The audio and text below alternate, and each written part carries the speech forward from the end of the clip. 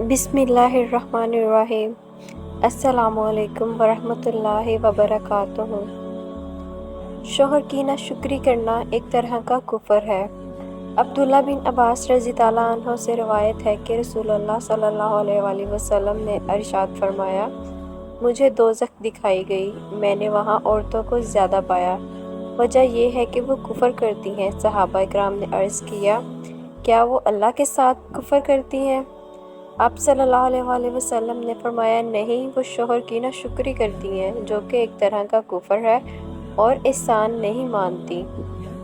अगर तू किसी औरत से उम्र भर एहसान और नेकी का सलूक करे, लेकिन एक बार भी खिलाफ तबीयत हो जाए तो झट से कहने लगेंगी कि मैंने तुझसे कभी आराम और सुख नहीं पाया।